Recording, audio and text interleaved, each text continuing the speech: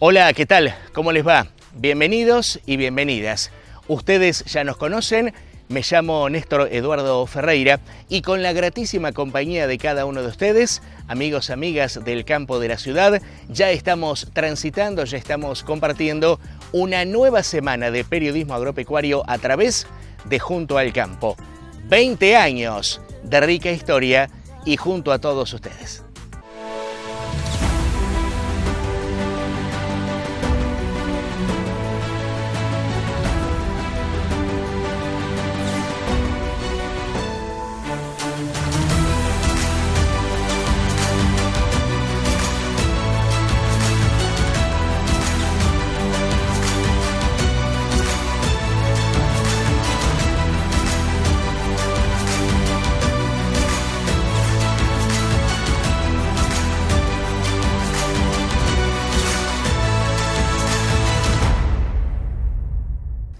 En la continuidad periodística de Junto al Campo, vamos a convocar a una persona que con nosotros, desde el punto de vista periodístico, ha tenido una relevancia muy importante porque siempre, de alguna u otra manera, a la distancia, desde la capital federal, nos ayuda a entender algunos temas vinculados con la agricultura a nivel nacional e internacional y temas vinculados con el sector agropecuario en general. Estamos hablando de Gustavo López, ustedes rápidamente lo ubican a Gustavo, que es consultor y es uno de los integrantes de la consultora denominada AgriTren.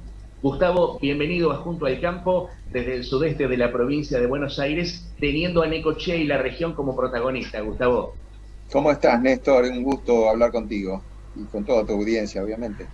Una audiencia muy querida, todo el sudeste de Buenos Aires, de Buenos Aires, por múltiples motivos, tengo incluso personales, una relación muy estrecha. Así que bueno, un placer. Gracias, Gustavo, una vez más por la amabilidad de siempre. Gustavo, si te parece bien, para la gente que no tiene mayor conocimiento, ustedes son muy conocidos, incluso aquí en esta zona sudeste de la provincia de Buenos Aires. ¿Qué es, en principio, qué definición podemos dar de AgriTren?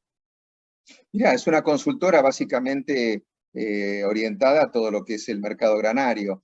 En realidad mis inicios se dan en digamos, pasé del sector oficial al sector privado.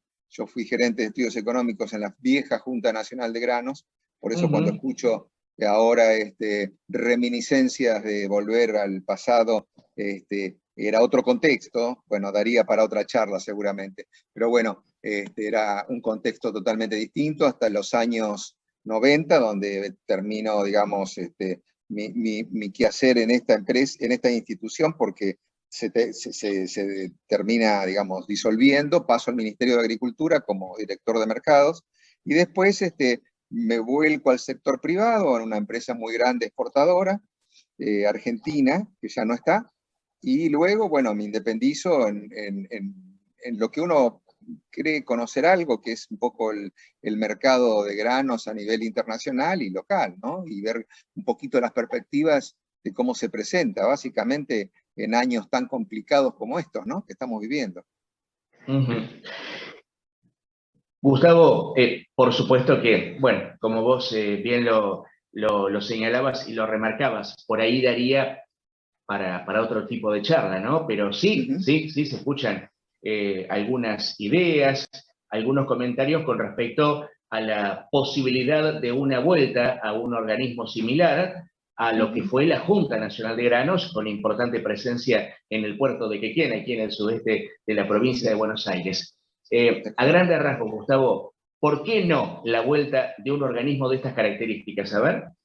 A ver, yo creo que la vieja Junta de Granos tenía tres pilares, digamos así.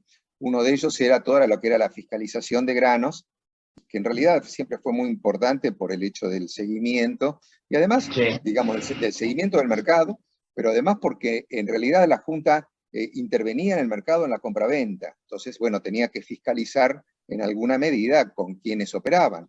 O sea, había un componente de fiscalización, un componente comercial y un componente de administración de los puertos, administración de los elevadores. ¿Sabes bien? Bueno, ustedes tienen instalaciones que fueron de la exjunta.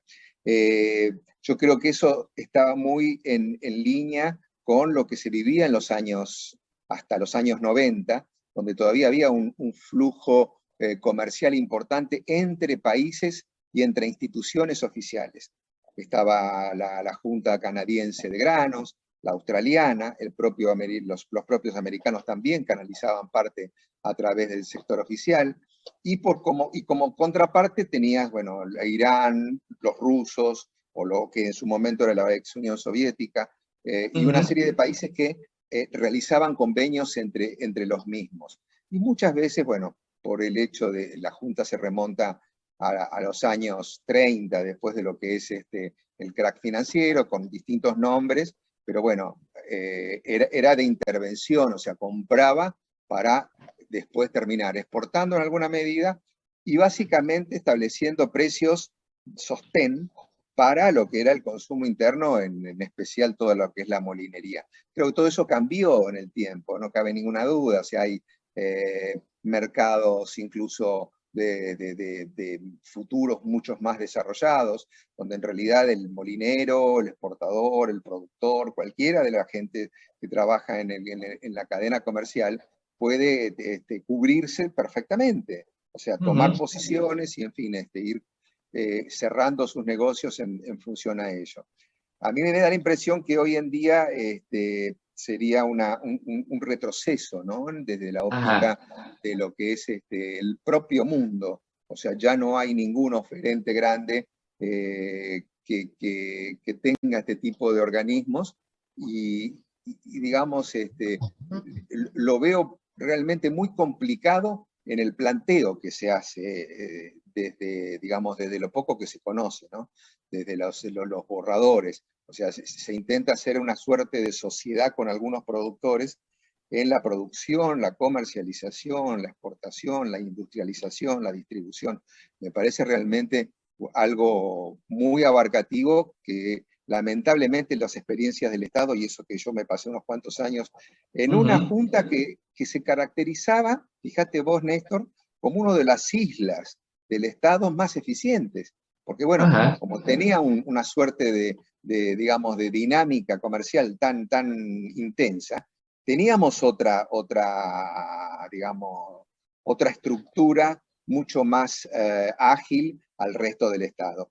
Hoy no me imagino que esto se pudiera volver a repetir. Además, bueno, si uno lo piensa en términos de lo que era la Junta, se establecían precios sostén, se compraba, con lo cual había digamos, una potestad del Estado para comprar, que ahora ya no existe ningún organismo, y además había un flujo económico que no era menor. Así que yo lo veo realmente bastante complejo. Máxime cuando en realidad estamos ante un crecimiento en la producción muy significativo.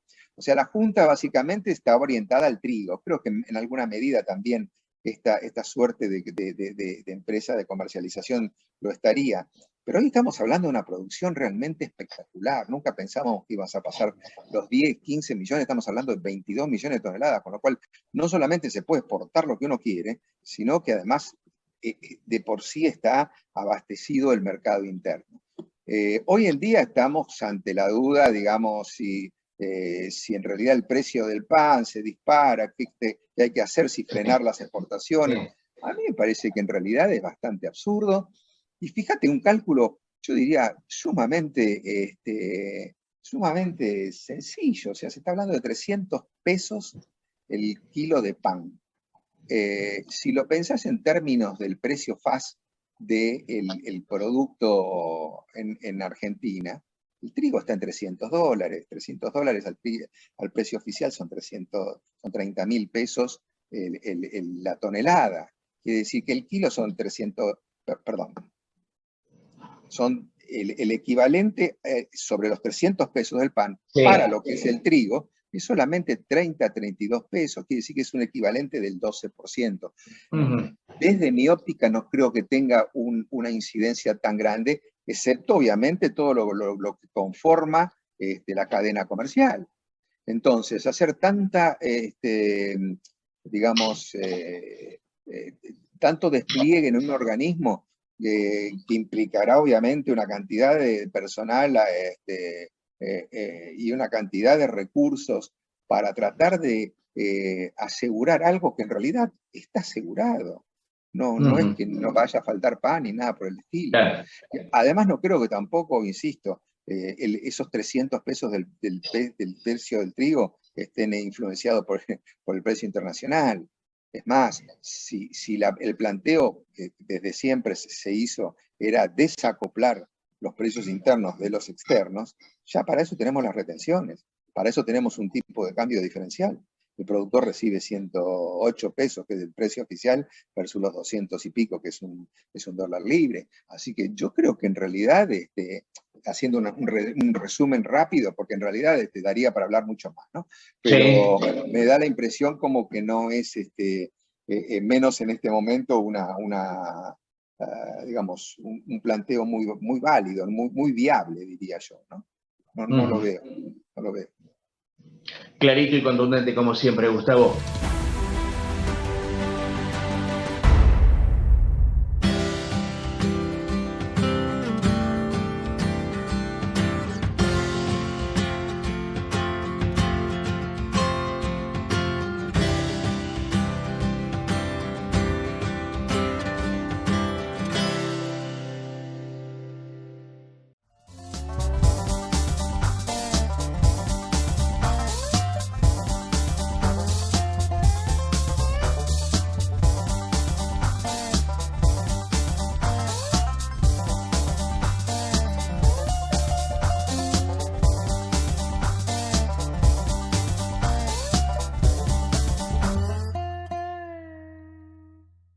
Laboratorio Gabarrino, 58 años al servicio de la salud en Necochea y su región de influencia. En calle 60, 3199, teléfono 422355. Hoy más que nunca, preparados para ayudar. Don Francisco Maquinarias de Karina Kuls, agente oficial Pauni, Huber, Erca, Alfa, Brava, ruta 228 kilómetro 2, Necochea. Contacto WhatsApp 2262 567543, www.donfranciscomaquinarias.com, Facebook Don Francisco Maquinarias. Don Francisco Maquinarias, Necochea. Con Irrisur, garantice su cultivo con equipos de pivote Central Valley. Con Irrisur, mejore la ganadería con aguadas y bebederos. Con Irrisur, embellezca su parque o jardín con riego inteligente por goteo o aspersión. Porque Irrisur es agua donde usted la necesita.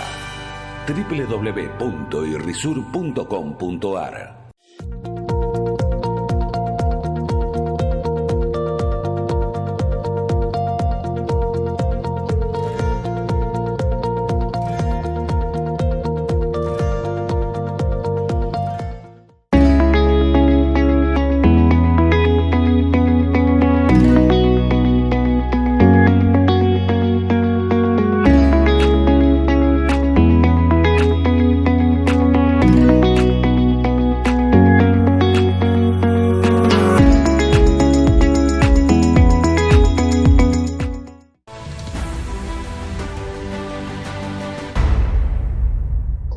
Recordamos a nuestros amigos oyentes y amigos televidentes, a través de Junto al Campo estamos compartiendo la charla, merced a su permanente gentileza, con Gustavo López.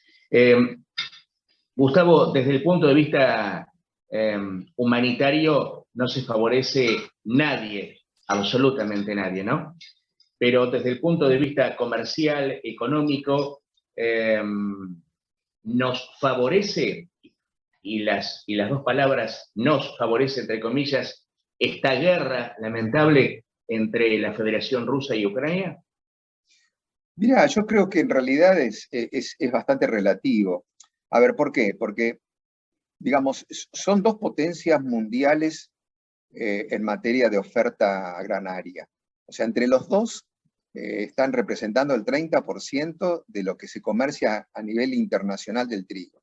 El trigo son 200 y pico de millones de toneladas, ellos aportan 60 millones, lo cual no es menor. En maíz, casi el 20%, así que tampoco es menor, son 40 y pico de millones de toneladas. Y en girasol, que es algo que a ustedes les interesa particularmente en la zona, tienen el 85% de la oferta del aceite. En realidad uno lo mide siempre como aceite porque no hay una exportación significativa de semilla. Así que, yendo por cada uno de los commodities, si uno lo piensa en términos de trigo, el trigo ya en la Argentina está prácticamente liquidado. O sea, hoy tenemos prácticamente 13.700.000 toneladas declaradas para exportar, ilimitadas para exportar, porque se podría exportar más. Yo creo que podríamos llegar a 15,5 millones de toneladas, pero bueno, todos estos ruidos, más el consumo interno que está presionando y demás, hace que cada uno de los barcos que sale por encima de esos niveles lo miren con 7 lupas. Con lo cual es una lástima, porque ahí nos podríamos beneficiar con algunos dólares bastante más atractivos, pero está cerrado. En el caso de maíz, también está cerrado, porque sabemos que ahí se pueden declarar hasta 22,5 millones, no hubo más declaraciones. Yo creo que el maíz este año, a lo sumo, a pesar de las pérdidas que hemos tenido por sequía y demás, podemos tener 50 millones, con lo cual tranquilamente se pueden exportar 36 millones, con lo cual podría también beneficiarse por esa vía, tampoco lo vamos a aprovechar. Y finalmente el aceite de girasol, que es el único que me parece que puede tener alguna mejora. Se están viendo mejoras importantes en el precio de los aceites insólitas, ¿no? O sea, un aceite de girasol a nivel en condiciones de exportación, se habla de arriba de 1.600, 1.700 dólares, es un precio que no lo vemos desde hace muchísimos años. Ese sería el único punto. Por el otro lado, tenemos algunos puntos en contra. Yo leía hace pocas horas atrás que volaron una planta de fertilizantes, de las más grandes de Ucrania. Eso va a traer a colación que, bueno, obviamente un insumo que es tan requerido para el trigo, para el maíz, va a venir a un costo realmente importante. El barril del petróleo se está escapando, lo leía en 114 dólares, cuando estaba hasta hace muy poco menos de la mitad. Entonces eso encarece todos los fletes marítimos, encarece todo. Y una demanda que en realidad también va a tener sus restricciones, o sea, no es infinita la demanda, no es totalmente inelástica, que uno dice, bueno, compramos a 400, 500, 600, 800, no, va a haber en algún momento donde va a haber restricciones. Así que en ese sentido yo lo veo complicado.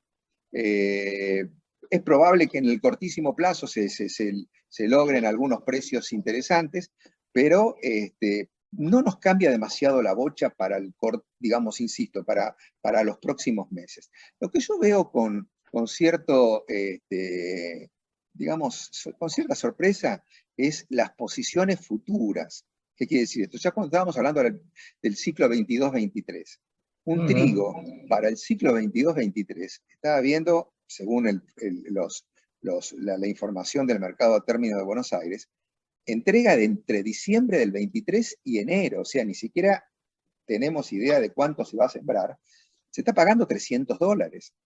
300 dólares es un precio espectacular, yo jamás lo vi a un año vista.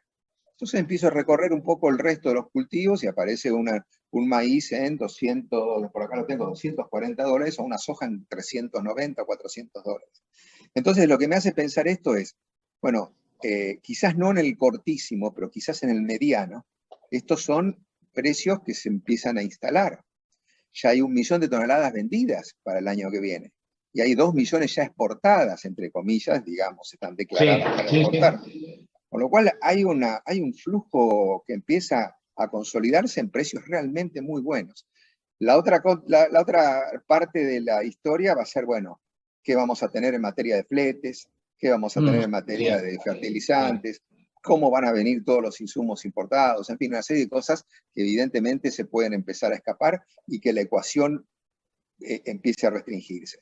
Y el segundo tema es cuál va a ser la política agrícola. Acá se desmienten permanentemente incremento de retenciones, un montón de cosas, pero la realidad lo que estamos viendo es que cuando vean precios de estas características para el año que viene van a empezar a pensar, bueno, el 12% a lo mejor en trigo es poco. No quiero dar idea, pero puede ser.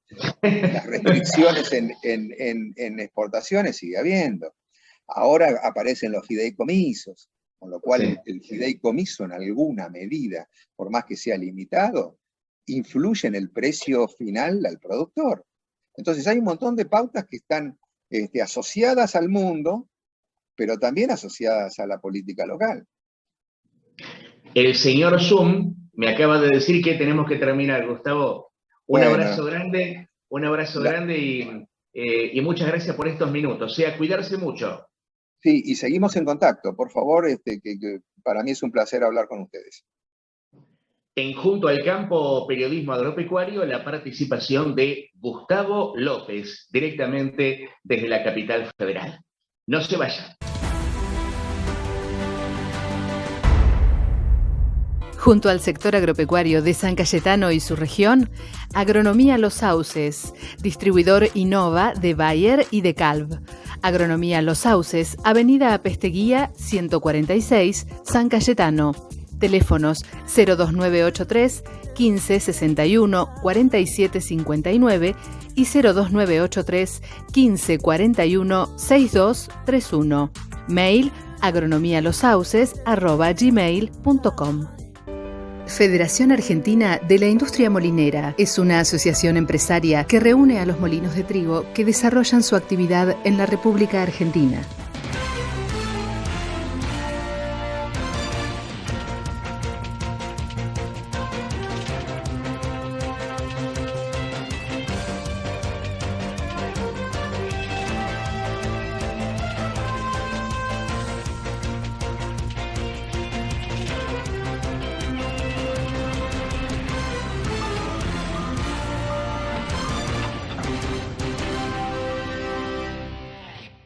Agrodiesel, repuesto de motores y transmisiones, cabinas, accesorios, aditivos, lubricantes para tractores. En agricultura de precisión, productos Trimble, D y E, pilotos automáticos, banderilleros, pantallas, antenas y en pulverización selectiva, el nuevo Weedchicker 2. Agrodiesel, en calle 39 3234, teléfonos 2262 471848 y 2262 5508 56 Necochea.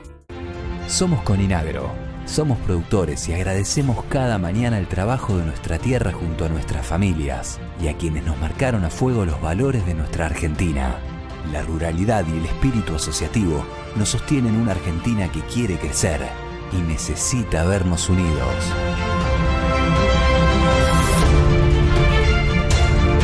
Coninagro, Confederación Intercooperativa Agropecuaria Limitada.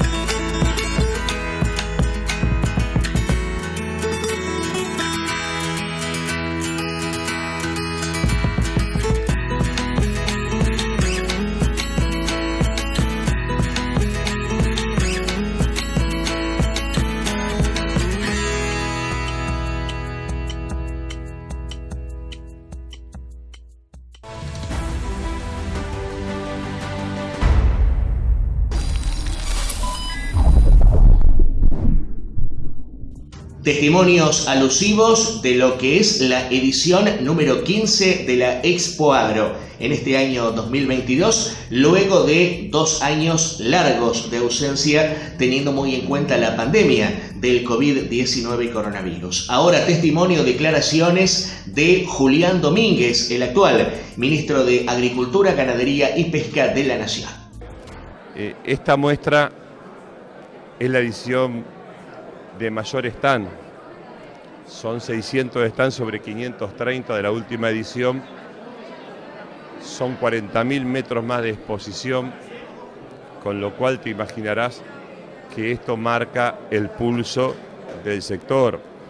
Se han invertido 3.800 millones de pesos en la muestra y se estiman negocios por el orden de los 1.300 millones de dólares, un hecho absolutamente inédito. La industria mecánica tiene compromisos a varios meses vista, lo mismo que la entrega de pick-up para el sector. Por lo tanto, como ministro, bueno, me siento muy contento que la principal muestra a nivel mundial, la muestra más grande a nivel mundial, se haga en nuestro país, sea en la provincia de Buenos Aires y particularmente sea en San Nicolás. Seguramente la Virgen tiene algo que ver con eso. Tecnología con muchísimo valor agregado y muchísima inteligencia nacional. Este es el principal aporte, porque evidentemente el conocimiento aplicado a la maquinaria es un valor agregado que genera rentabilidad. Hay muchas empresas que estaban en situación de quiebra. Evidentemente hubo un impulso enorme a la producción y a la industrialización. Solo entre el Banco Nación y el Banco de la Provincia en el ejercicio 2020-2021 han entregado al sector 461.000 millones de pesos con tasa subsidiada. Eso explica mucho de la inversión y de la industrialización de las empresas metalmecánicas en la Argentina. Y como siempre, el campo, en particular para la industria automotriz, también para las maquinarias, el campo argentino es el lugar donde se dirime la oferta tecnológica que Argentina le hace al mundo. Creo que no solamente le ofrecemos tecnología, las capacidades tecnológicas, sino sobre todo el expertise que tiene el productor agropecuario argentino. En las economías regionales hay una baja generalizada de retenciones, absolutamente generalizada. De hecho, en la vitivinicultura hubo una baja de retenciones hasta quien exporta hasta 500.000 dólares, el 50% a quien exporta $1.000.000 y después un reintegro de exportaciones del 7%, con lo cual vuelve positiva la ecuación y los costos fiscales.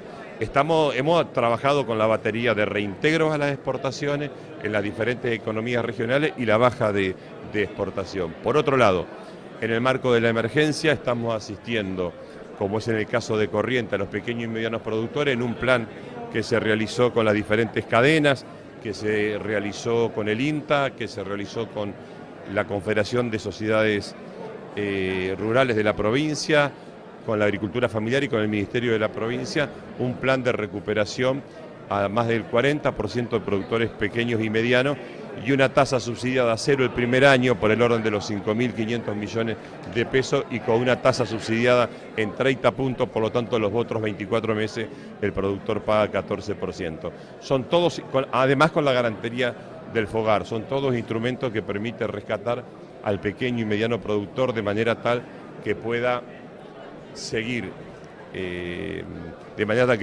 produciendo y que los cambios climáticos que lo han afectado, la sequía primero y los incendios después, puedan seguir produciendo, sobre todo en la provincia tan importante como es Corrientes. Los problemas de la ganadería de Corrientes son los problemas de la ganadería de la Argentina.